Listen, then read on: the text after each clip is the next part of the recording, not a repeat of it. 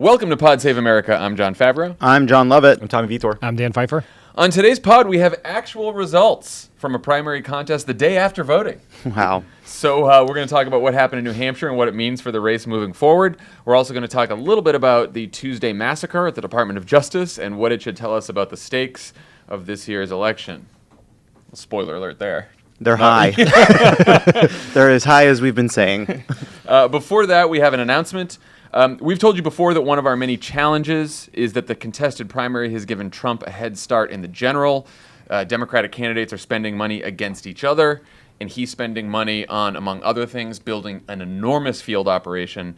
That's why we're launching a brand new fund to help build our own field operation starting now. It's called Leave It All on the Field, and it will support groups who are putting organizers on the ground in the states that we need to win. The first group we're going to help out, you guys have heard us talk about before, it's Organizing Corps 2020, which is recruiting, training, and paying 1,000 organizers ahead of the general election in 8 key battleground states: Michigan, Wisconsin, Pennsylvania, North Carolina, Arizona, Minnesota, Georgia, and Florida. Current Corps members on the ground have already been making voter and volunteer calls, canvassing, organizing, especially on college campuses. All this work will eventually support our nominee directly, and every Democratic campaign supports this effort. Yeah, they've all been briefed on this. Some of them put out statements in support. It's just, the point is, when you go from the primary to the general election, you go from like 500, 600 staff to 5,000 staff in 2020, maybe 4,000, right? You're ramping up massively and very quickly, and this will get you trained people in the states that matter from the communities that matter on day one.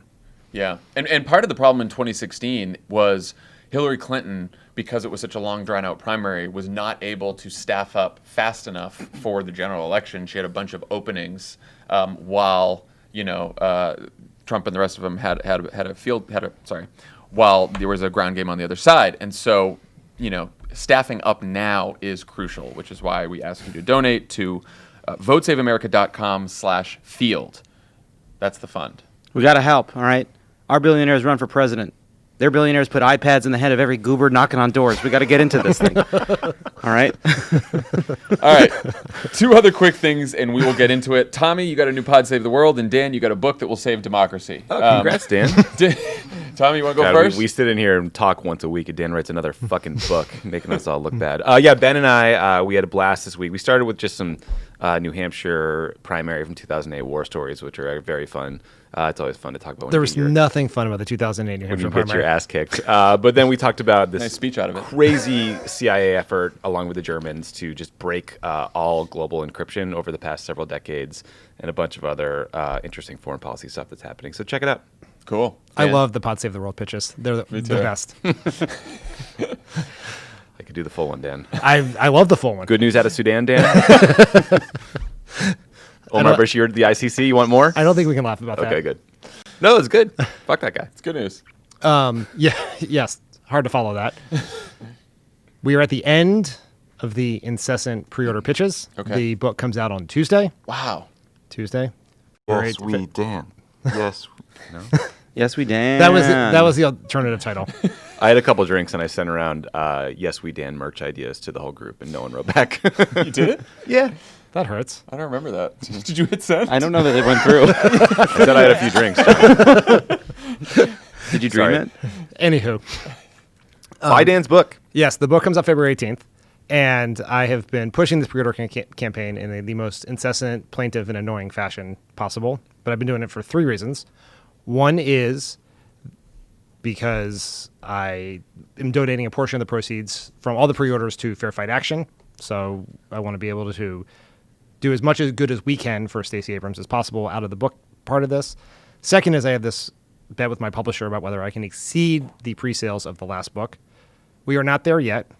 We can see the light at the end of the tunnel. We have a lot of work to do to get there, and I'm going to spend all of next week with my publisher, and if I'm on the losing end of the bet, that's going to be quite annoying. Got it. And then the third reason is sort of just something that maybe I should have explained at the beginning, but pre-orders are very important to the success of a book, because the more pre-orders you have, the more bookstores are willing to put it in a prominent location, the more willing to discount it, the more likely media is to cover it.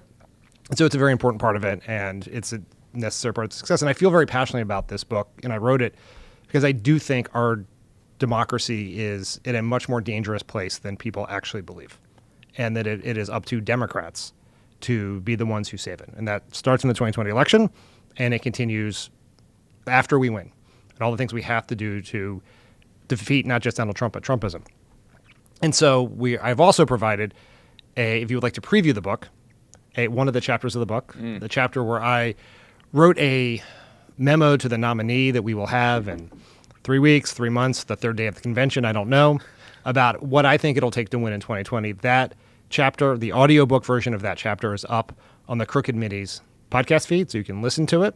And if you like it, pre-order the book. And if you pre-order the book, I would ask one more favor of you to share the fact that you did so on social media.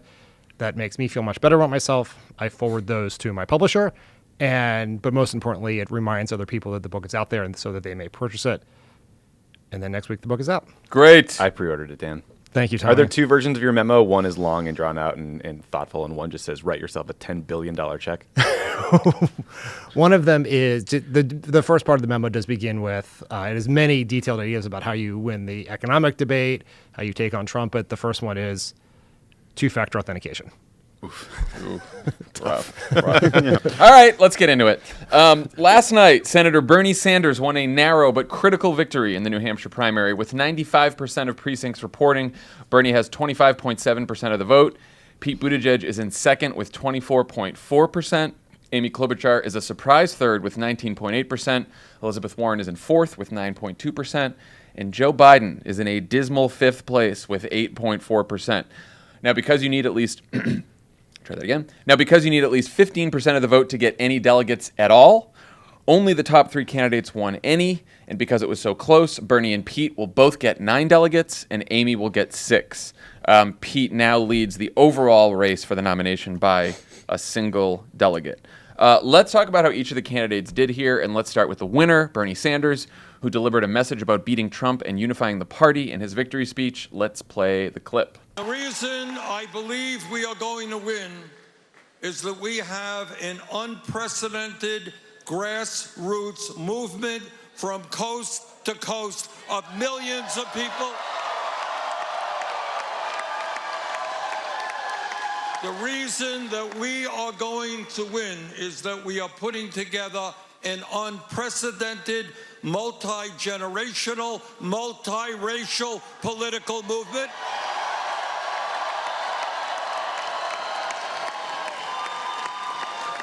And this is a movement from coast to coast, which is demanding that we finally have an economy and a government that works for all of us, not wealthy campaign contributors. All right, guys, how big of a win was this for Bernie Sanders? Who wants to go? I did like a positive case and negative case. Great, let's do that. Let's do that. So, I mean, I think the positive case for Bernie would be a win is a win is a win. Yeah. Right? You have to win these things. He won the popular vote in 2 states, moving up in the national polls. He can raise huge sums of money. I think they raised $25 million in January, and they said they got 600,000 contributions in February. So that's great. And then going forward, he believes... And then going forward, Bernie's team thinks he does well with Latino voters, and they're 1/3 of the Nevada population, right? So he's well suited going forward. They also won a big bunch of subsamples. I think that the negative case would be, 63% of voters over age 45 split between Klobuchar and Buttigieg. The majority of voters went to other candidates. It was a narrower win than polls might have projected. The pledge delegate picture is still split. And he got a smaller percentage of the vote than in 2016, but obviously that was because 16 was a 2-person race. But it does say that some support was anti-Hillary. The other thing that jumped out at me was 60% of 60% of voters in New Hampshire support Medicare for all, and that level of support would be a bit worrying for me in a general election. Dan? I think Bernie Sanders cemented himself as the absolute and potentially overwhelming frontrunner for the Democratic nomination right now. He had to win, and he did win. The margin, I think, is more narrow than the poll suggested, I think, than his campaign expected. But that is probably, while that may not seem particularly gratifying at this exact moment to his campaign, it is probably the best thing for him. Because the way this keeps playing out is every time a quote-unquote moderate alternative fades, another one emerges. So right. Biden drops, Klobuchar comes, and he continues to be in a place where he is getting 25 to 28% in these polls, and that is enough to win, in some cases easily. And in terms of delegate allocation, he's in a very, very strong position. I do agree with Tommy that there are, I think, some potential warning signs for his general election case here, which is he, like in that clip we just heard, he talks about his massive organization, his great campaign. All of that, I think, is true relative to the rest of the field. But neither in Iowa nor New Hampshire did that organization seem to deliver additional support beyond what the polls showed. In fact, it almost felt like he was holding on for dear life to some portion of his support. Yeah. I mean, I totally agree with this. And this, I talked to Faz Shakir, who's his campaign manager, about this. It seems like from a general election perspective, which, is a good idea to judge each of these candidates on, as we talk about how they all did, Bernie has two challenges, I think. One is he continues to lose to Buttigieg, Klobuchar, other candidates, even Warren, other people, the suburbs, where I think the biggest turnout surge tends to be, and moderate voters and stuff like that. It's not really a surprise, but the Bernie campaign promises what we might lose there, we make up for in increased turnout, young people, et cetera. So turnout overall in New Hampshire is on track to beat the 2008 record of 287,000 people.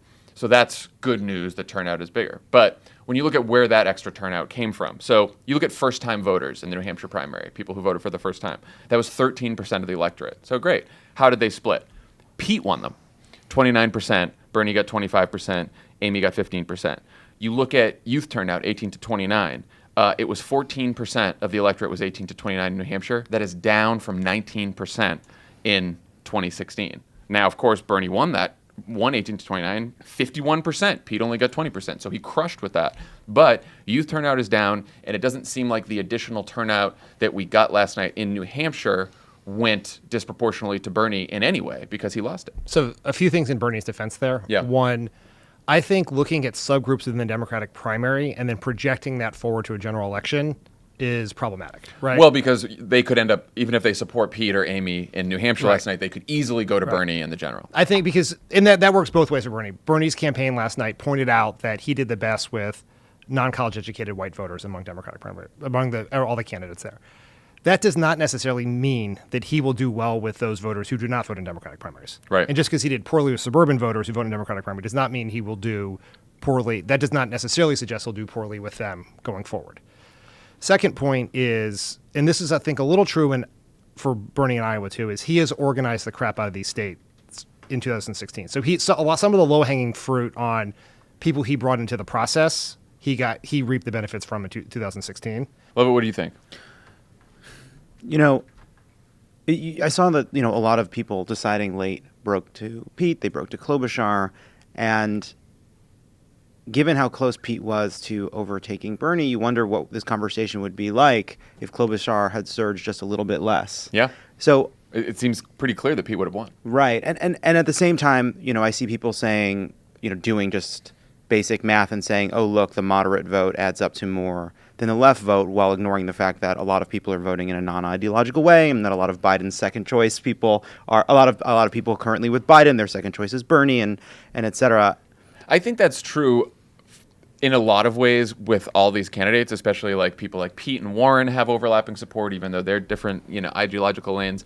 I think if you just do Pete and Amy versus Bernie, just that simple calculation, Pete and Amy are a lot bigger than Bernie, and they were way disproportionately moderate and conservative over Bernie's liberal vote. Right. All that's a way of saying I think the win is Bernie Sanders is winning. He's winning the popular vote in Iowa. He's winning in New Hampshire. He is in a very, very good position. Joe Biden coming in a distant fifth is very, very bad. That I see a lot of people saying, oh, the big story is who came in third, and the second biggest story is Bernie Sanders won the primary. At the same time, narratives form around who got 2 percentage points higher than somebody else, when in reality what this is a long fight about math. And when we go to South Carolina, we really still don't know what the implications are for Biden that he did so poorly in New Hampshire, for Bernie as he's trying to build this momentum as the frontrunner.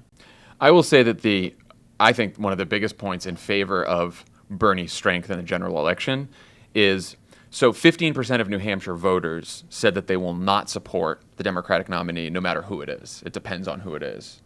But about 9 in 10 Pete voters said they'll support the nominee no matter who it is. And only 75% of Bernie voters said that, which is actually a strength for Bernie. Yeah. Because it shows that if he's the nominee, he's getting most of these Pete people. And I think the same was true for Amy supporters as well. But if on the reverse, if Bernie's not the nominee, you will see now, at least in New Hampshire, 25% of Bernie's voters not vote for the Democratic nominee. The fucking Democratic Party, excuse me.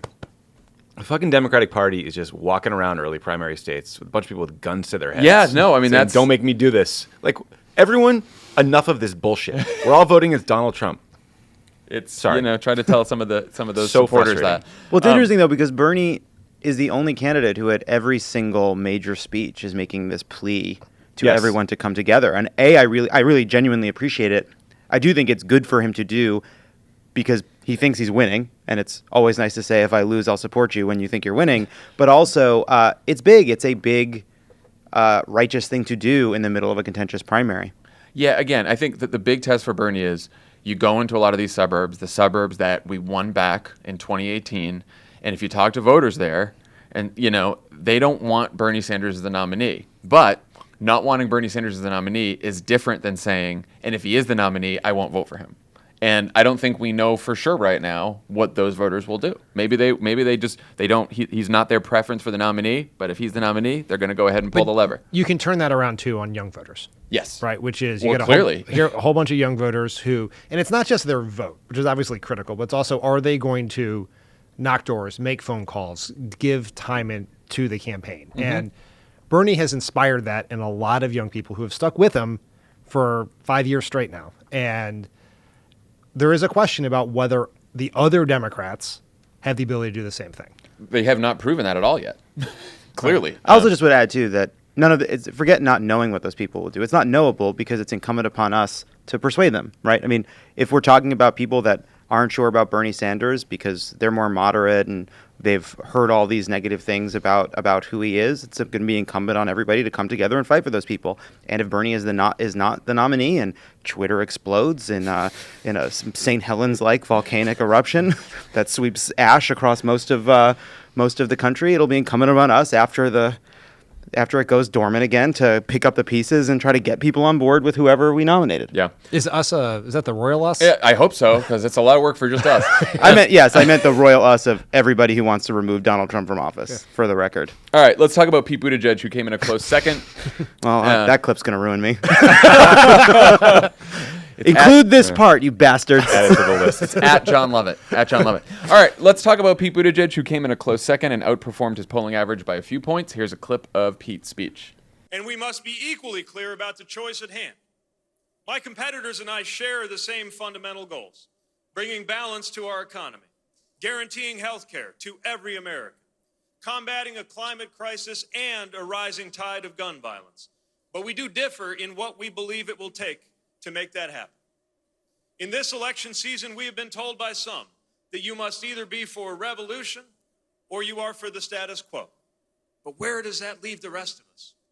Most Americans don't see where they fit in that polarized vision. And we can't defeat the most divisive president in modern American history by tearing down anybody who doesn't agree with us 100% of the time. All right, who wants to do Pete's strengths and challenges going forward based on the results of what we saw last night in New Hampshire? Sure. Go ahead, Tommy. Look, first of all, this is an astonishing performance for Mayor Pete, right? I mean, he is a small-town mayor, young, gay. I mean, it's remarkable the campaign they put together to get to here. So we should give him his due there. Yeah, he's now leading in delegates. He's leading in delegates. He has outperformed his polling consistently it seems like he will be able to raise a considerable amount of money, probably online, without having to go to a bunch of cumbersome fundraisers, which his opponents may have to do. And he's raised money previously that's allowed him to build up infrastructure in Nevada. So, for example, they announced today that their Nevada staffing will go up to 100 staffers, that's a big-ass team in Nevada. And they're running ads in states now, and they're probably already competing in Super Tuesday states, which, by the way, you need to be doing right now, not after South Carolina. I think Pete's negative case is that he has this glaring problem reaching African-American voters and maybe minority voters generally. And those challenges in terms of the states he needs to now do well in are mostly ahead of him. We got through some of the whitest states in the country in the first two. Yeah. So, I mean, I think it's clear that he built the broadest coalition of voters in these first two states, and with the gigantic exception of the fact that these first two states are overwhelmingly white, like you just said, Tommy. But if you look at, like, apparently, Klobuchar did best with older, more moderate voters and was extremely weak with younger voters and liberal voters. Bernie did extremely well with liberal voters and younger voters and did very poorly with conservative older voters and moderate voters. Pete actually did pretty well with both ends of the spectrum. He did well in the suburbs, in the cities, in the rural areas. About 7 in 10 voters called Buttigieg's views and positions on the issues just right, which is more than 20 percentage points higher than that middle ground than anyone else. So he's building a broad coalition. I think the main challenge for Pete, aside from appealing to voters of color, which is the whole part of the Democratic nomination that you need, is just as Bernie has not yet made the sale in broadening his coalition beyond what he already has, there's this moderate vote, center-left, I'm not going to call it moderate, center-left vote in the party that is probably larger than Bernie's vote, that Pete just has not consolidated. He has not closed the deal on this. And there's too many people out there who are picking Amy Klobuchar instead of him, and too many people that are still selecting Joe Biden or other candidates or Elizabeth Warren, and he has... Or Bloomberg, by the way, now as we head into the rest. Yeah, exactly. And he just hasn't closed the deal, and he has to figure out a way to do that. It is interesting that where Pete has been able to spend time, he has been able to build these coalitions. Now, it's hard to say whether it's causation or correlation that the two states he's been in are entirely white and his coalition is entirely white. Right.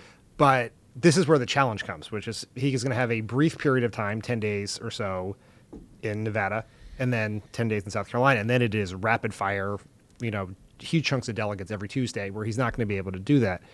I think where he has strength is he has by far the savviest understanding of the modern media environment of certainly any of the quote unquote center left candidates. Like he did his Iowa, he had his success in Iowa, his delegate success in Iowa.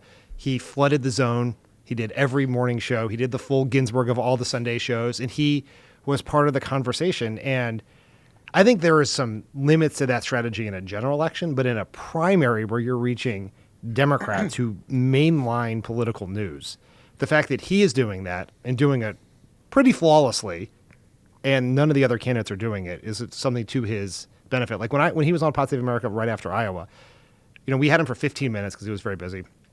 For a normal politician, that is 3 questions because they're verbose. Like Pete is like spitting out 60-second, perfect on-message answers. And like there's real talent there that I think as people will get to see, that's why I think he did very well with the electability voters last night. And the question is, can he have the same impact in these upcoming states? Can I just say, I do think there is a danger in that as well, because you're right that he reminds me, he and Elizabeth Warren are similar in that, and Bernie, I guess too, they're all incredibly on message. And they're all very message disciplined, all 3 of them. As I was listening to Pete's speech last night and I was thinking about his debate performance, the first thing I thought was, I wish he was almost a little less polished. Like if he goes into the Nevada debate, into Nevada and South Carolina, into everything that comes, giving the exact same message, the exact same sound bites, and this is going to go for Amy Klobuchar too when we talk about her, and just saying the exact same thing over and over again, I worry that it comes off as inauthentic because sometimes Pete's speeches can sound a little overly cliche, and this is admitting that almost every single political speech contains a whole bunch of cliches, and that's just the way political speeches are. But I just remember when Pete started this race, he said very interesting, different things about political reform, a lot of the stuff you're writing in your book, Dan, electoral reform. He sort of, because he was such a long shot, he wasn't really afraid to say what was ever on his mind. And now I think he feels a little bit sanded down. And if he wants to broaden this coalition and really speak to the moment that we're in, I think he needs more moments like he had on the stage in New Hampshire when he stood up for Joe Biden and Hunter Biden, and it seemed like it just came from the heart, and he was really emotive about it. I felt the same way watching him give that speech.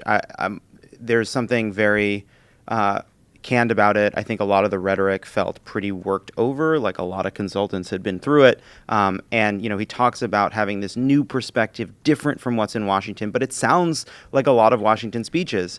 And, if he is going to be the generational candidate, he can't just seem like a baby boomer with really good skin. He has to actually tell us what his new perspective is and why it makes it different than what Amy Klobuchar is offering, what Joe Biden's offering, what Michael Bennet was offering, and what have you. And I think he has to speak to Bernie Sanders has clearly connected with a movement of people in this country who are angry with the status quo, not just because there's arguing and infighting in Washington, but because there is undue influence of billionaires, corporate interests, money, all the rest of it. And I sort of think he has to speak to that anxiety and anger that's out there, as well as just the exhaustion that's out there with Donald Trump and the bickering in Washington, which is also a real thing. But I think he needs to sort of cross over there. Yeah, there's definitely an element of humanity and humor missing from his pitch. Yeah, for sure. And I agree with your assessment of his speech. I do think he is doing 17 interviews in one day, not so that people will see him 17 times, so that voters who are very busy have 17 opportunities to see him once. Yep. And so that is one thing I just think we have to remember is that we consume this at this different level. Like, there's definitely a lot of work to do there, but he's getting where he is for a reason. Yeah. Yeah. But like that is the big challenge between rhetoric and press strategy, right? But we've always known that, like, you've got to say the same thing a million times, even when it bores you to death and bores the supporters who have heard you a million times to death, to get to the people who are not paying attention. At the same time, you do that too much and you sound sanded down. But I don't think that's that is the problem, I think, sometimes with his interviews for people like us. And yes, like, there is he's been running for president in the shower for 32 years. So, like, he's been practiced. But no. But when I was watching that speech last night, I was really trying to see it as this is his big message. And yeah, some of it's stuff I've heard before from him, but I was watching it as a rhetorical case. And there's not a lot of meat on the bone when he talks about turning the page. He goes right to pretty standard rhetoric with a kind of laundry list of popular mainstream Democratic policies. And maybe that's the People right like thing. Those. Yeah, of course they do. Of course they like them. But in terms of, like, undergirding the core of his argument about generational change, it doesn't seem like generational change. Yeah, but, like, Jesus. Half the electorate in New Hampshire decided very recently, right, in the last few weeks. So most of them probably haven't heard Pete's message. I think there's no problem with repeating it or sounding redundant to people like us. There are definitely times when I think all of us watch him speak and think like it's sort of an impression of an Obama speech. And look, I mean, we all worked for Obama and are a pain in the ass. We all work for Obama and are, quite clearly think he's one of the more talented politicians in a generation. So it can feel like a little less shiny in comparison to Obama's New Hampshire election night, for example. But I don't think that's the bar. I think that bar is, do people turn on their TV and see him as a, person they want to vote for, that they believe in, that is electable? I think he's doing a pretty damn good case selling that right now. Yeah. And I'm just saying, like, I have heard him before, and you talk about the case for generational change that's more than just the line. He has made that case early on in this race, talking about why our democracy needs to be fundamentally transformed if we are to succeed in this century. Whether it's filibuster reform, whether it's the court, all this kind of stuff. And I know that can sound dry when we talk about it, but there is a way to make that case that I think is a little bit deeper than he is right now. Let's talk about the big surprise of the night, Amy Klobuchar's third-place finish, where she outperformed her polling average by a big margin and did very well among voters who made up their minds in the last few days, along with Pete. Here's a clip from Klobuchar's speech. Tonight is about grit, and my story, like so many of yours, is one of resilience. I announced my candidacy in the middle of a Minnesota blizzard. And there were a lot of people that predicted I wouldn't even get through that speech, but not the people of my state and not the people of New Hampshire. Except then they predicted that we wouldn't make it through the summer. We did. Then they predicted we wouldn't make it to the debates. And man, were we at the debate in New Hampshire. What we've been is steady, we've been strong, and we've never quit. I think that sounds pretty good for a president. So, by all accounts, an outstanding result for Amy Klobuchar. The question now is, can she become the center-left alternative to Bernie Sanders, and what are her challenges in doing so? I think her fundamental challenge is, does she have the organization? Let me start again. I think her fundamental challenge is, does she have the organizational capacity to take advantage of this moment?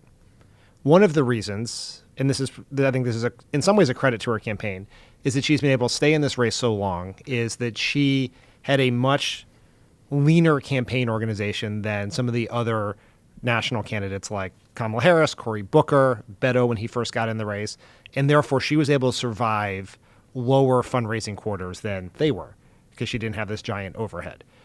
So that gets you here now. The question is now, do you have the staff to very quickly organize caucus goers in Nevada? Do you have the ability to identify voters and turn them out in South Carolina and pivot to basically half the country a few days after that? That is the question. There has been a history of candidates who have done very well, strong second place or third place finishes in these caucuses who did not have the capacity to take advantage of it. And so that's a test for her campaign. She's got momentum.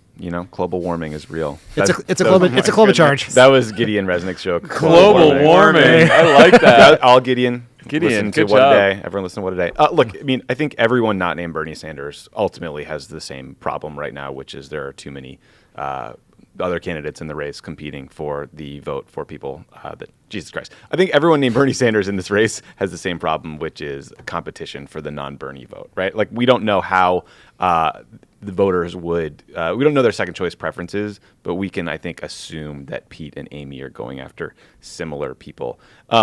The benefit for her is she's introducing herself to the country at a time of maximum attention. But before the press has really dug into her record, they're starting to, but her opponents have been taking shots at her. So it's a great way to introduce yourself to a whole bunch of voters who didn't care about anything happening in this race until very recently. She's got a big fundraising boost. They said they raised $2.5 million after polls closed in New Hampshire and $2 million after the debate.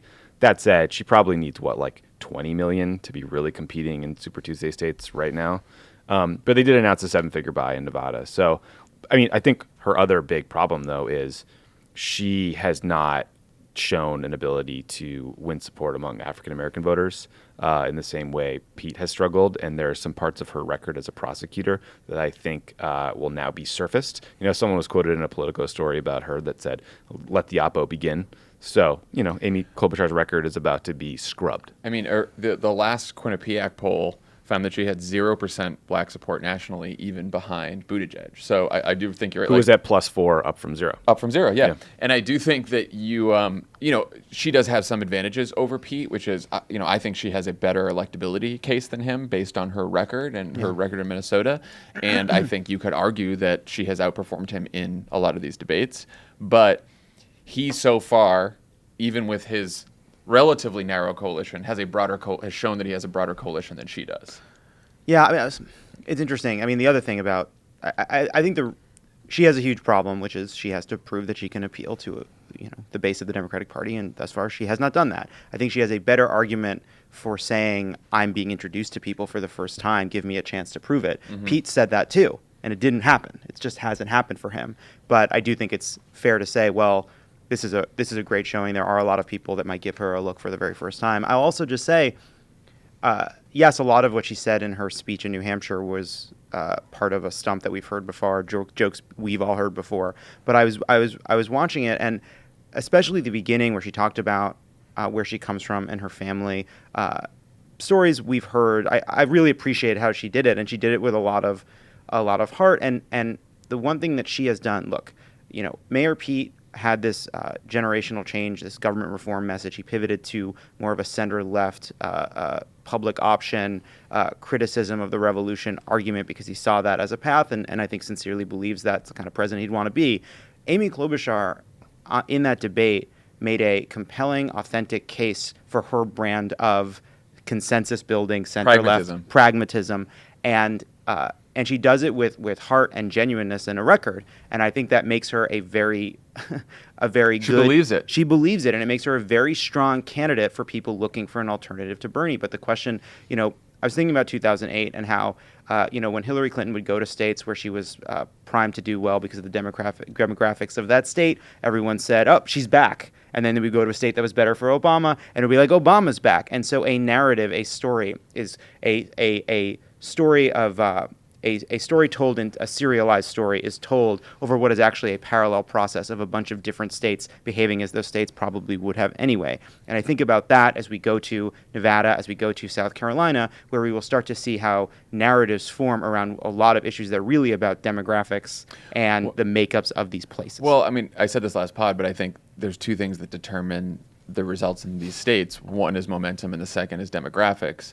And I think we are in a stage, because the race is so unsettled so far, that right now demographics are mattering less than momentum. By the time that Obama and Hillary got going, you could look at the states on the map, you could look at the calendar and know almost exactly who was going to win which state.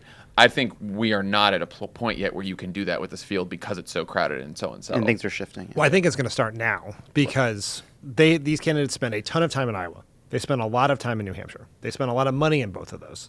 They have spent very limited time in the next two states and no time in the Super Tuesday states. Right. So then... Or little time. Very little time, right? Yeah. Bernie's been out here. Bernie is the exception, basically. Everyone Yeah. else has been here to raise money and done no TV or anything like that. And so that's when things will start reverting to the demographic mean, essentially. Yeah. All right, let's talk about Elizabeth Warren, who came in fourth place, below the 15% delegate threshold, though she said in her speech last night that the primary process is long and she's in it for the long haul. Here's a clip. But the fight between factions in our party has taken a sharp turn in recent weeks, with ads mocking other candidates and with supporters of some candidates shouting curses at other Democratic candidates. These harsh tactics might work if you are willing to burn down the rest of the party in order to be the last man standing. They might work if you don't worry about leaving our party and our politics worse off than how you found it. And they might work if you think only you have all the answers and only you are the solution to all our problems. But if we're going to beat Donald Trump in November, we are going to need huge turnout within our party. And to get that turnout, we will need a nominee that the broadest coalition of our party feels like they can get behind. Because they didn't televise her whole speech last night, I missed that. That clip. Yeah, I did not hear that. And I think that Sucks. that was one of the sharpest arguments she has made for being the unity candidate. I sort of wish she had made it on stage of the debate. That is the most explicit by far she has ever been about bringing the party together under her as the person that can appeal to both the Bernie left and the center left that's currently divided between Pete and Klobuchar and Bloomberg and Biden and a Michael Bennett person who hasn't found out he dropped out. So the question is, though, does she have, at this point, with that finish, does she have a path? And if so, what is the path? And what does Elizabeth Warren do from here?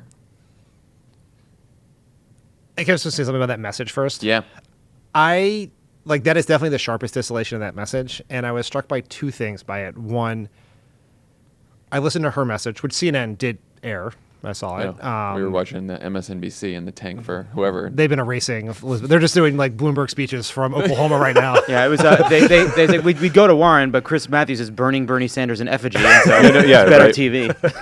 Unbelievable. Chris Matthews cannot hide his hatred for Bernie Sanders. It is overwhelming. That network is wild. Anyway. But you watch Warren and Pete back to back, right? And I think Warren delivers her case, her argument for why she should be president better than almost anyone else. But her unity argument is party unity, and Pete's is national unity. Yeah. And the national unity one, whether you think it's bullshit or naive, and I think a lot of people do, and I'm sometimes one of those people, feels bigger than you're going to heal the wounds of the 2016 primary. The second, I think, challenge for that argument is it is a message built on Twitter.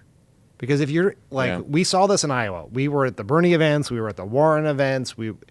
As long as Michael Moore and Rashida Tlaib were not speaking at the event, you had no idea the party was divided. Right. The people at the Bernie event were so nice. Yeah. Everyone was. Bernie is making the argument for unity better than anyone else. In Ankeny at our caucus precinct, when we watched all the different factions and all the different campaigns and they were trying to persuade each other, they were all kind to each other. No one was in a fight. Like, this is something that exists on fucking Twitter. So I think it may not resonate with people. Now, as has happened in the past, post New Hampshire, when people start going after each other, then there's maybe an opportunity for Warren to slide in there. But right now it feels a little discordant with the moment everyone else is living in. Tommy, what do you think is next for her campaign?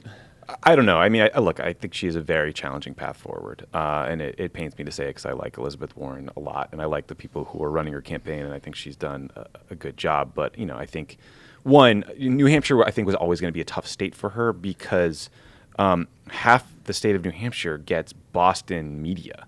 And they've been hammering her for years. I know people think that's a benefit for her. No, it's Boston media is fucking awful. Boston media is brutal. It's brutal. And it's not just like the Boston Globe. It's this prick Howie Carr, who's this right-wing lunatic radio host who hangs out at Mar-a-Lago. Jay Severin, all of them. Yeah, right-wing radio there is brutal. So they've just been going after her for years and years. Now, I also think that she has been harmed by sexism, and it's absolutely crystal clear in all of the data, especially out of Iowa. That said, I think strategically, it was probably a mistake of the Warren campaign not to run bio spots about her earlier that talked about the scope of who she is as a person. Because when you hear her talk about being in college at 19 and getting pregnant and dropping out and going to commuter college and becoming a teacher, it is incredibly compelling. It is absolutely nothing like the caricature of the Harvard professor that Republicans make her out to be. But, for a long time, what we learned about Elizabeth Warren is that she had a plan for everything you've ever worried about. And, I admit that at the time I was like, oh, this is brilliant branding, very impressively done. But in hindsight, it might have distracted from voters getting to know who she is and understanding her in a more values-based, visceral way that explained who she was. There's also, if you look at some of these entrance and exit polls, they showed that voters are split on whether they want change or unity. But very, very few single digits were looking for a fighter, which is sort of Warren's brand lately. So, I think structurally she was just not set up for success. Yeah. Here's the path, to the extent there is one, which is she has to win or come in second in Nevada, and then win or come in second in South Carolina. Yeah, That's and then she's back in the game. That's the ball game. And now she benefits from lowered expectations. So if she can come in second to Bernie or win in Nevada, it is a super low turnout caucus. Talk about places where we don't know what the fuck's going to happen. But I do think they've already announced that they are pulling radio and TV buys from Nevada and South Carolina, which to me speaks to an internal knowledge that they feel like they're unlikely to reach a 15% threshold. So they're going to instead go to Arkansas or some Super Tuesday state and put up spots there, which seems challenging. It's a tough path forward. Yeah, that seems very challenging. All right, let's talk about the fifth place finisher, who was the fourth place finisher in Iowa, and the guy who was the polling frontrunner for most of the race, Joe Biden. He left New Hampshire before the results started coming in, and here's a clip from the speech he gave in South Carolina last night. It is important that Iowa and Nevada have spoken, but look, we need to hear it from Nevada and South Carolina and Super Tuesday states and beyond. And look, we're moving in an especially important phase because up till now, we haven't heard from the most committed constituency of the Democratic Party, the African American community. and the fastest growing segment of society, the Latino community. I want you all to think of a number. 99.9%. That's the percentage of African American voters who have not yet had a chance to vote in America. One more number. 99.8. That's the percent of Latino voters who haven't had a chance to vote. At first, when he said, I want you all to think of a number, I thought he was going to guess people's number. Guess your weight? That's the way he said it. All right. How did the former vice president, who led in polling for most of the race, end up with 4th and 5th place finishes in these first 2 states? Anyone want to take a gander? He was never well suited demographically, I think, to Iowa and New Hampshire. But that's a tough argument to make if you're the former vice president of the United States to a very popular president with universal name ID. That said, I mean, now that the Biden campaign wants to de-emphasize those who have already voted and instead talk about reaching Latino and African American voters, it makes me wonder why, if you knew your strength was with voters of color and you were always planning to change the emphasis, why not focus more on Nevada and South Carolina earlier and de-emphasize Iowa and New Hampshire earlier as part of the strategy? I mean, Dan, this is something you've been talking about forever, which is that Biden should have pulled out of Iowa in October. Never publicly, but we can do that now. Yeah. Well, I mean, just so you guys know how big of a fucking coward Dan is, he wrote an entire op-ed. No, it's even worse than that. I said it in a podcast with no context, and I asked Michael to cut it out because I would come back to it later, and then I never did. So it's on me. Debate me, coward. Why did you think that was the better path? Well, it's been evident from the very beginning that the 2 worst states in the primary calendar were the first 2 states for Biden. And you have to make your own luck. And so if he was a candidate who could raise unlimited amounts of money online like Bernie, then you can sustain a 4th place and a 5th place, because Bernie Sanders, and I think Elizabeth Warren to a lesser extent, good news helps them raise money and bad news helps them raise money. This is the thing we learned with Obama. When Obama won in Iowa, he raised a ton of money. When he came in second at New Hampshire in a surprising loss, he raised a ton of money because he had committed supporters. Biden does not have that online fundraising base, so he was playing with a limited stack of chips. And he bet a whole bunch of chips in 2 states he was almost certainly going to lose from the very beginning. As did his super PAC. And so, and that to me says 2 things about the state of his campaign. One is an unwillingness, and I think this is very tough psychologically because he's surrounded by a lot of really smart people who love Joe Biden. An unwillingness to come to terms with what his actual place in the race was, right? To actually look at the data. Second, it says that they did not have good information about what was happening in those states. We've talked about before, his campaign manager told David Plouffe on his podcast the week before Iowa they were going to be viable in 95% of districts.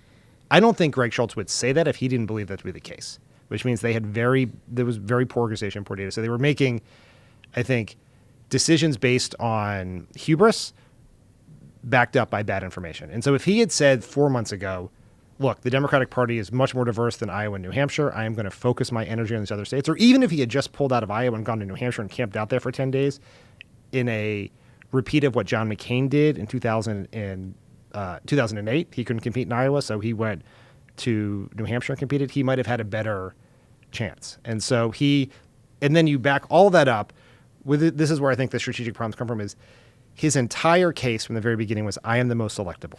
Yeah. And then when you start losing elections, it's very easy for that to collapse underneath you.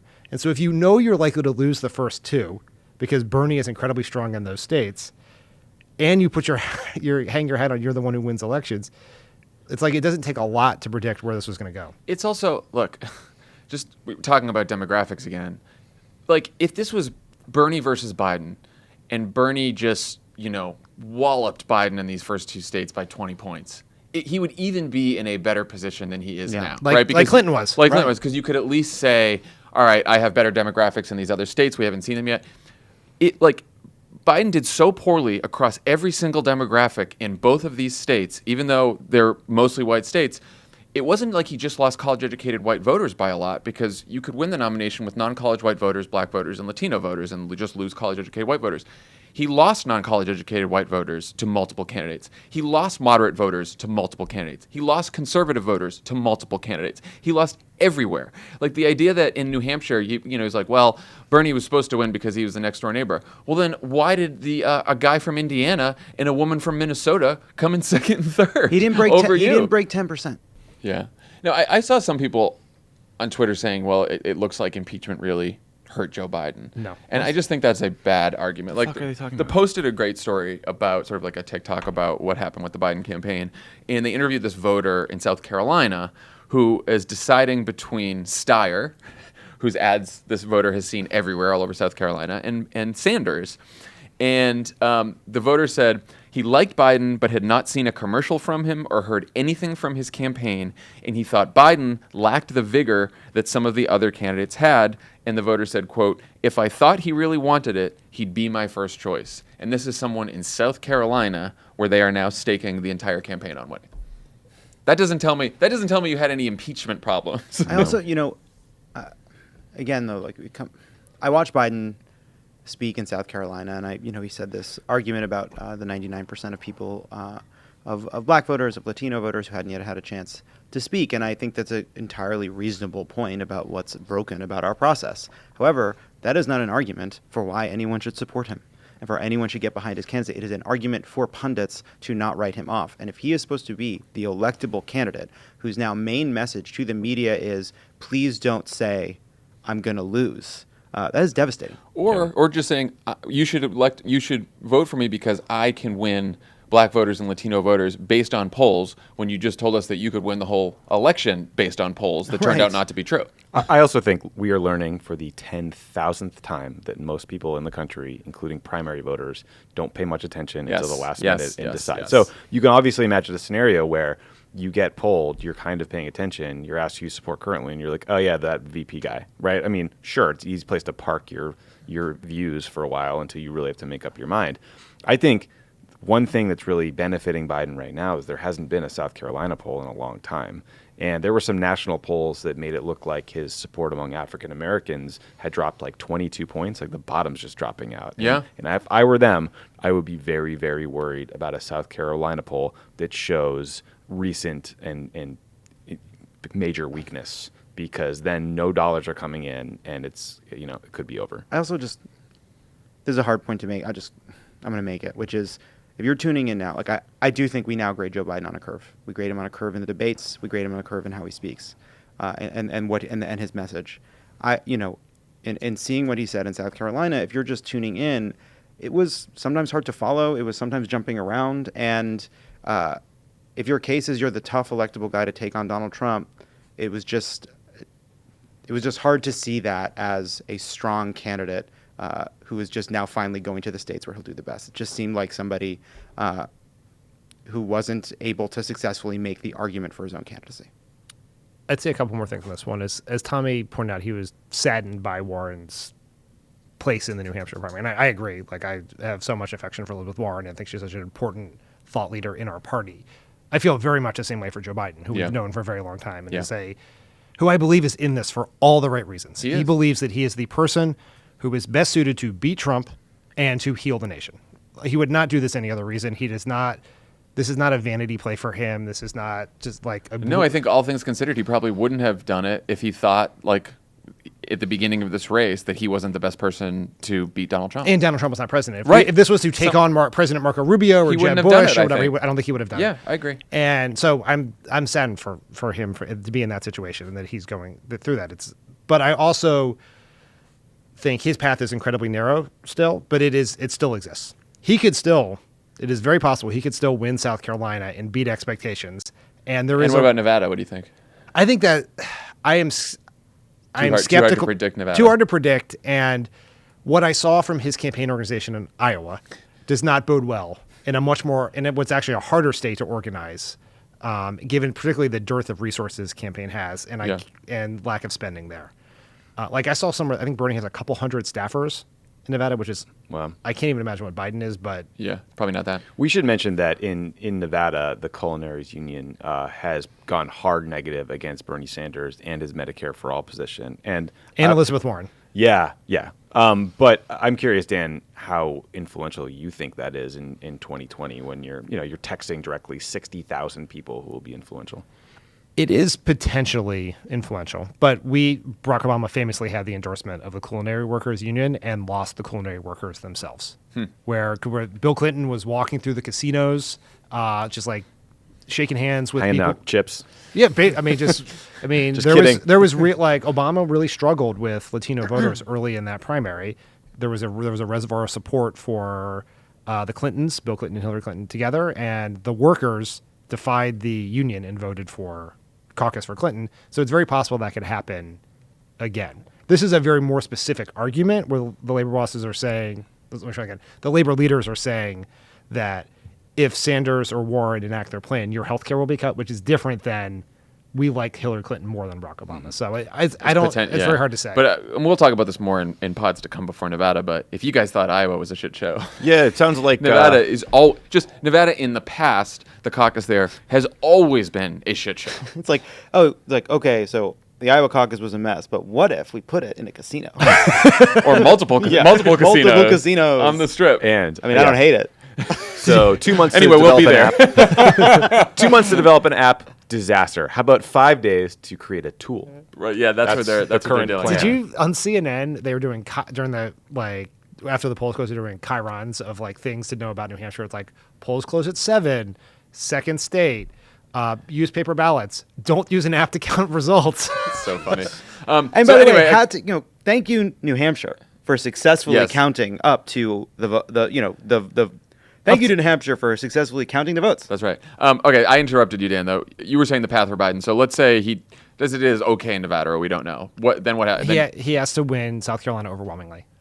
Because then Super Tuesdays, a couple days after South Carolina, Joe Biden gets a big win in South Carolina. Suddenly now he has momentum going into the most important contest of maybe the whole calendar. Yeah, and the hope would be, and its hope is that a Biden is back narrative that dominates the political discussion for several days will propel him back to where he was, where he is either winning or at well above the viability threshold in all of these states. He would also have to hope at that point that Pete Buttigieg and Amy Klobuchar's candidacies have fizzled. He's got to knock them out. Like, he has to knock them out.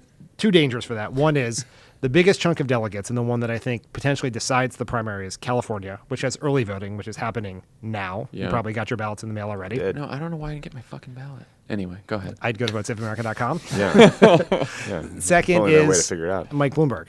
Yeah. Right. Biden is being squeezed, in fact, by 2 billionaires.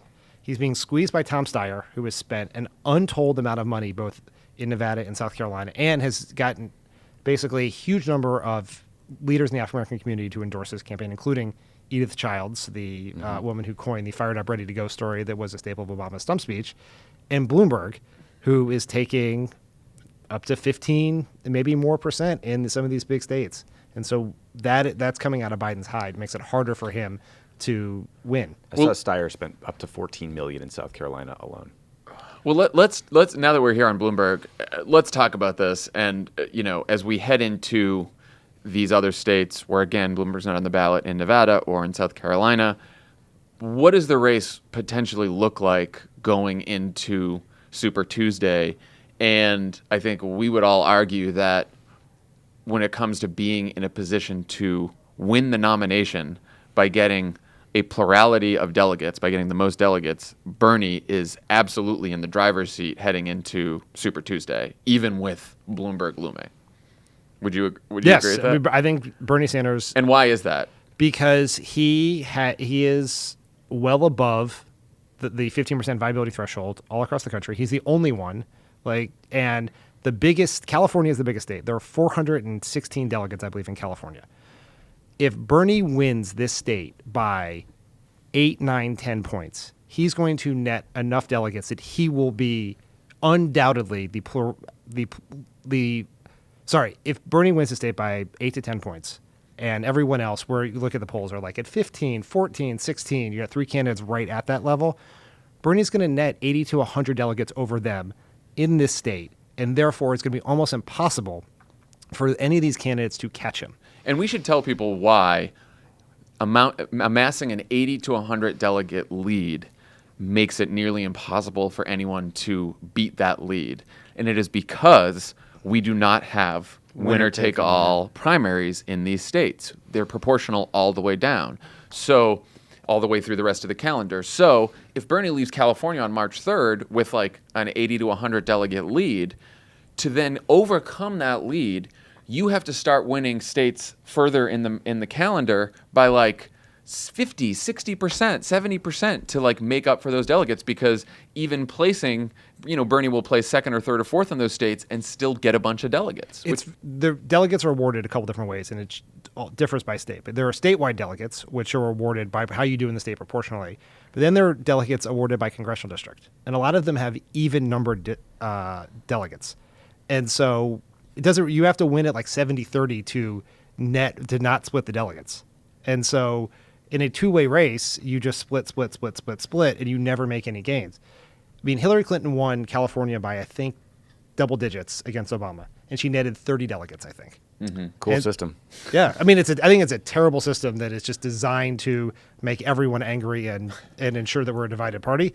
But the system we have, and it is one that Bernie Sanders, despite everything we said about how narrow his victory has been in these first couple states, like he cannot ask for a better situation than Bernie Sanders, Elizabeth Warren fading, and then Buttigieg and Klobuchar splitting the moderate vote, with Mike Bloomberg looming, just picking off 5%, 10%, 15%, wherever he is. I think we've all talked about this. If we head into Super Tuesday and it's Bernie Sanders and the following candidates are still in the race: Mike Bloomberg, Amy Klobuchar, Pete Buttigieg, Joe Biden, Elizabeth Warren, it is almost certain that Bernie Sanders wins the nomination. Yeah, I think he would be almost certain. He'd be the nominee by April 1, probably. And if Elizabeth Warren drops out before Super Tuesday, then it's even more certain that he wins the nomination. That's an open question, but because Warren, like the thing that I think is notable about the results is Warren dropped support and Bernie didn't gain her support, so I think which is interesting. Now it may be that the last bit of Warren's support is the part that would go to Bernie, but I'm not sure. That's the point I want to make about Warren and Sanders too, because Sanders heads into South Carolina, Nevada, into Super Tuesday in an incredibly strong position. And I think there's a lot of people saying, well, what happened to Elizabeth Warren? Why did she fade the way she did? Was it the mistakes about healthcare? Were other problems in the campaign? But part of me wonders is maybe the reason Bernie Sanders is in such a strong position is because no one has really laid that much of a no one has really hit him that hard and made an argument for why they shouldn't be with the most left-wing candidate in the party. And Elizabeth Warren now making that unity message, I think, is a response to that. But there's been nobody kind of telling the people that are sort of whose hearts are with Bernie why they should be anywhere else. But again, I want to get back to it's a really important point that for the center-left candidates, this is the central conundrum of the rest of the race. That if the center-left does not coalesce around, so if it's Bernie and one other candidate, or even two other candidates heading into Super Tuesday, there's a real chance that Bernie could lose. Still the favorite. Still the favorite for sure. But there's a real chance that he could lose then, especially if he continues to perform poorly with African American voters. Correct. Because of the way we did this by congressional districts. Congressional districts are often gerrymandered racially, and so if you were getting 70-80% of the African American vote, you're getting 3 and 4 delegates out of these 5 delegate districts, which is exactly how Hillary beat Bernie in 2016 and Obama beat Hillary in 2008. But putting aside what Warren chooses to do or not do, if Pete, Amy, Bloomberg, and Biden all decide to compete in Super Tuesday, it is over. Bernie Sanders is going to win the nomination. And so, you're right that these, if there is a desire on behalf of these candidates or on behalf of their supporters to not have Bernie Sanders win the nomination, something has to happen between now and Super Tuesday, and someone has to at least challenge Bernie Sanders in one of these debates. I don't know. Or the alternative, to sort of take down the other center-left candidates and be the center-left candidate standing to face Bernie Sanders. That's a lot to do in a couple weeks. You're right. That's why he's in such a good position. I think one caveat here that we need to say is when we say Bernie Sanders will be the nominee, what we mean is he will have an unassailable plurality lead in delegates. Yes, he might not get the majority. Unlikely to get the majority in a multi-candidate race. And it has been our belief, I think I speak for all of us, that almost certainly the party should give the nomination to whoever the leader in delegates is, whether they have the majority or not. That was our argument for Barack Obama in 2008. That was Hillary Clinton's argument for herself in 2016 if she didn't get the majority. And I think it would be political suicide that would take us 100 years to recover from if a bunch of people in Milwaukee decided to say, you know what, we're not really into Bernie, we're going to give it to Bloomberg or someone else. But counterpoint, I've always wondered what it was like at the 68 convention. So we could what if they had Twitter that. there? What if they had Twitter at the 68 gassed convention lately? I've never fucked with one of Mayor Daley's cops. it could be kind of a good story. I mean, content-wise, it would be interesting. Yeah, my getting God. clubbed is good audio. No. But yeah, so these are all and look, and Bloomberg, who's just sitting out there, has a lot of challenges of his own. To say the least. He was put on the defensive this week when a 2015 video surfaced of him defending stop and frisk policing, where he said, quote, 95% of your murderers, and murder victims fit one MO. You can just take the description, Xerox it, and pass it out to all the cops. They are male, minorities, 16 to 25. That's true in New York. That's true in virtually every city. Bloomberg had already apologized for stop and frisk late last year. He apologized again on Tuesday. One person who, of course, joined the pylon was Donald Trump, who tweeted, "Wow, Bloomberg is a total racist," a tweet that he later took down for reasons I can't understand. Well, people thought it was a compliment. I think People started writing him into the Republican primary.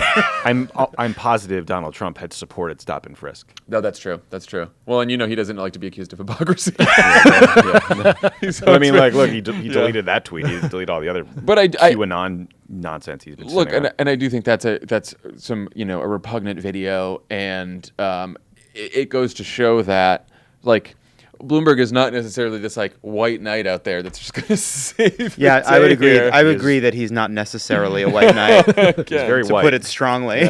Well, but there are arguments for why he would be a bigger factor than Pete, Amy, Biden as we move forward as someone to take on Bernie. Like all of them have, And they all have dollar signs. they all in have it. flawed electability cases for sure. Dave Wasserman, I think it was Dave Wasserman from 530 on the Cook Report said, it's not obvious that Bloomberg's electability case is any stronger than Bernie's. And I think that's an important point for everyone to recognize. remember. Yep. Yeah, and vice versa. We don't. Again, it's not.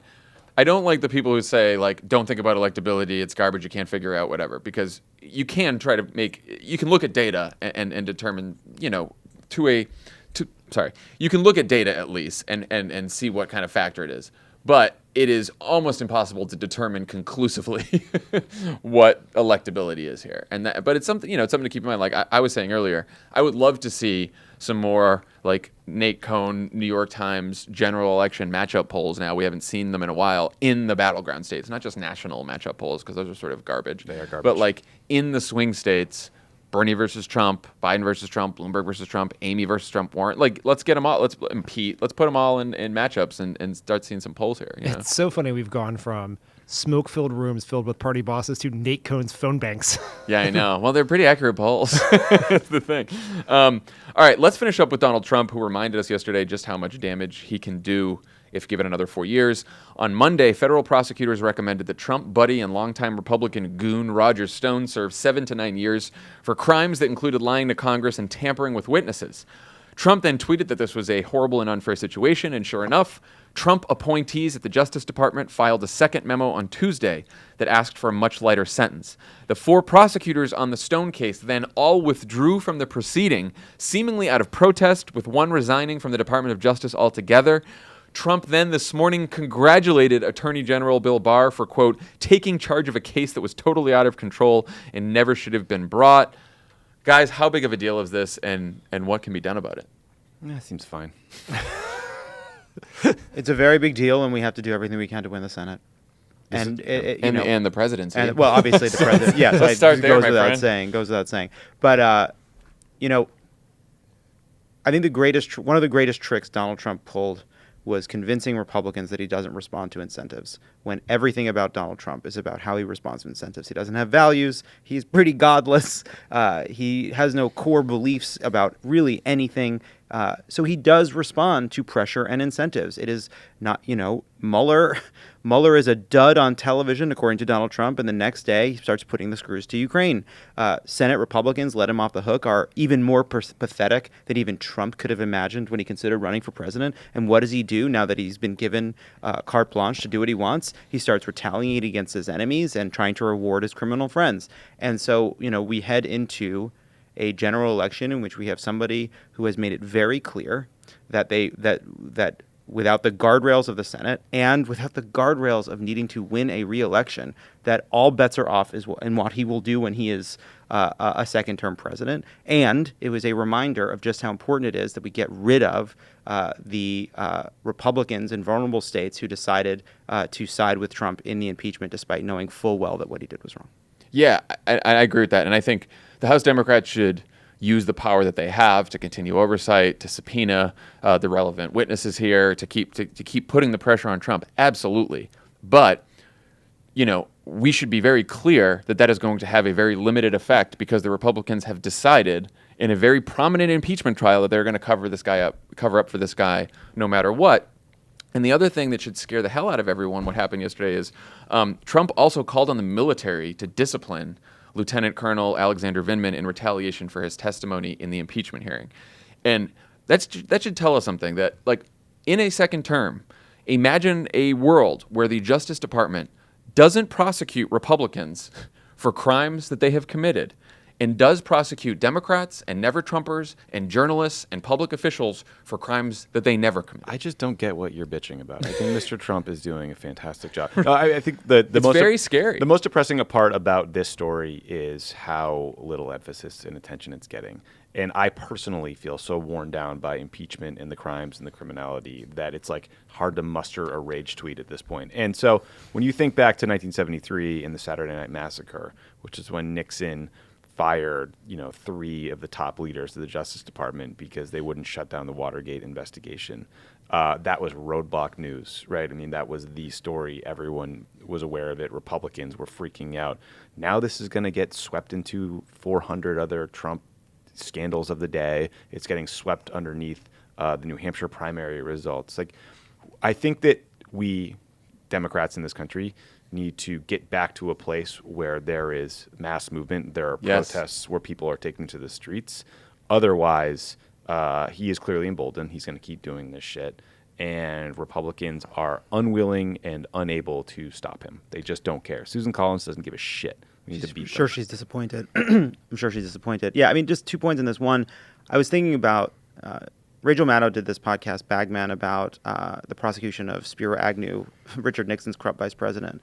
And in it, these prosecutors weep thinking about the integrity of the attorney general under Richard Nixon, Elliot Richardson, who, despite the incredible pressure he was under, made the decision to pursue the case against a sitting vice president and to do the best that he could to shield his prosecutors. And the Department of Justice is just not protected enough against an authoritarian-minded president, and that means it requires integrity on the part of the Attorney General, and William Barr has none, and that makes him incredibly dangerous. The second point about this, to Tommy's point about it making it wall-to-wall coverage, Elizabeth Warren talked about it in her speech. She was the only one. And she was the only one. And, we talked about Pete's message about turning the page, Bernie's appeal to unity, Elizabeth Warren's challenges, and her decision, I think, to bring this up, I think, was really admirable. But we also talked about, what Pete can do, right, to talk about the kind of generational shift he's offering. But all of these candidates, I think, went to the podium on a day in which we saw Donald Trump at his absolute most dangerous and worst. And this is a week in which we saw Donald Trump put out a budget despite lying to his people that he's going to protect Medicare, Social Security, and entitlements, putting out a budget that once again would strip them for parts. And we saw him do some of the most dangerous authoritarian and we saw him make these basically fascistic decisions about running his Department of Justice and doing it quite publicly and on Twitter. And I do think it's still incumbent upon Democrats to find a way, despite all we know about how people care about healthcare and care about meat and potatoes issues, to put into the context the danger Donald Trump poses and the stakes of this election, both for people's personal pocketbook issues and also just the health of our democracy. But I think it's not that hard. I think you can make it personal for people, because I do think the more we talk about norms and institutions and authoritarianism and democracy, it's very esoteric shit that a lot of people, it doesn't feel real to them. It is real, and it should feel real to people, and it should feel real to the fucking reporters who cover this too, that in a second term, when he is unleashed and he does not have to face voters, that he will weaponize his Justice Department to go after people that he does not like. And that includes members of the media, that includes Democrats, that includes Obama administration officials, that includes everyone. And it is not out of the question that we have a world where the Justice Department lets Republicans off for whatever crimes they commit and goes after Democrats just because they oppose Donald Trump. That is a very real threat, and I think it's a threat that most people in this country can actually understand. Yeah, it was actually Bernie in the debate, I think, did the best job, both on foreign policy and on some of these issues, putting it into terms that I thought people could understand about the dangers of a he was great when he was like, foreign policy. I'm the president, I can do whatever Yes, I want. Yeah. yes, and the dangers That's of good. Donald Trump thinking that he's above the law, and I do think that that's so central to this moment. Dan, I think last there's a word for you. predicate problem with that whole argument, which is I think most Democrats, including most Democrats running for president, believe that Trump broke our democracy. They don't understand that we have Trump because we have a broken democracy. And so all the other shit that we are talking about, whether we're passing Medicare for all, Medicare for some, Medicare for one more fucking person in America, all depends on Democrats both fixing the structural disadvantages we have to majority rule in this country and closing the loopholes Republicans have been exploiting for years. Yeah, that that's I a think great is point. the single most important thing. Yep. It is why I wrote that book, which I'm not pitching again. But it is No, I mean, it's very smart that you brought it back to the book. But I think, but I do. Not the only person with messages of Pete. That's why I applaud that in Pete. But I think that is so important. I think all the candidates need to address that more forthrightly, particularly in the general election, because we are only going to succeed if we raise the stakes in this election, and the stakes have to be that We've it is talked bigger about than just turnout Trump. issues. That's turnout. That's And unity. And unity. Right? Yeah. Like for all we're talking about the however many Bernie voters who won't support anyone than Bernie, and then all the people who are like, I'll support anyone but Bernie, or I hate Mayo Pete, or whatever. Like, fuck that. Like this, what we saw with Trump in the Justice Department is a tiny preview of what will happen. Like he did that 10 months before a fucking election. Right. Imagine post-election. Imagine the month before the election. Right. Yeah. And all the candidates, you're right. None of the candidates have really nailed this yet. And I think if they're going to be the nominee of the party, they're going to be Donald Trump, they have to. I think this can be part of a unity message, but I strongly feel like most voters won't care about this at all. And I think the impeachment proceedings we just went through show that we took out our bazooka to tell a story about Donald Trump's criminality and corruption and abuse of power, and most voters didn't really care enough to move the needle. And so I think that it's a huge mistake to make this the focus of I don't think it should be the focus. No, I don't think it should be the focus at all. My sentence. I think it's a huge mistake to make this the focus to like persuadable moderate voters. I do think it could be a tool, I put it, a tool to bring together the party when we need to and really like raise the stakes, as you said. I just think like people don't care. People are not going to learn about this, and I just don't think they're going to care. I would just And say, I would depressing. just point out that 54% of people thought Donald Trump should be removed, and 54% of people do not believe his acquittal means he Right. was found that he was absolved of what he did. That doesn't take away from your argument about it not having, I think, shifted enough people to make it a cause that could get Republicans to remove him.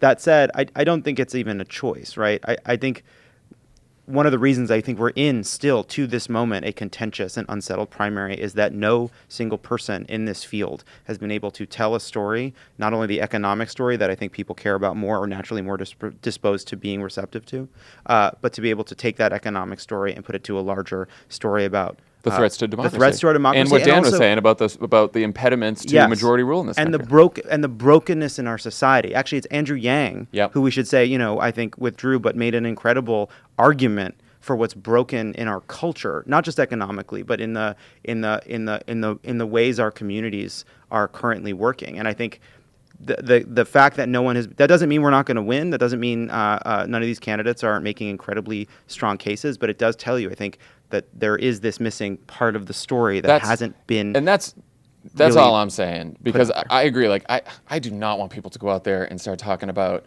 only Bill Barr and this case about the prosecutors and Yeah. the Tuesday massacre. I think that is a losing message to just talk about that. But there's something bigger, like what Dan was saying about sort of the why we have Trump in the first place, and what you were just saying, that I think needs to be part of the message, and I don't think has really made it in yet. I think the best distillation of that message that I've heard is from the Midwest episode of The Wilderness. It's the race class narrative that was Yeah. being used in Minnesota. I think there's a way to take that to where it's not just about economic power, Right. but also about Democratic power. Democratic power. Small d. Yeah. Which, someone who talks about that very eloquently is Latasha Brown, who we had Yep. on our HBO show from Black Voters Matter. And like that is you tie those things together and you can make it matter to a lot of people, and which can, I think, heal divides in the party and deal with turnout. But it takes a lot of work, and none of the candidates are there yet. Yeah.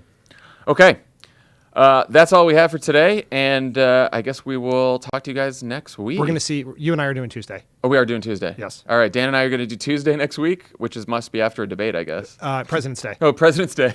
I'm losing track of the days. All right, so Donald Trump's going to add himself to President's Day. It's my birthday now. All right, we will talk to you then. Bye, guys. Bye.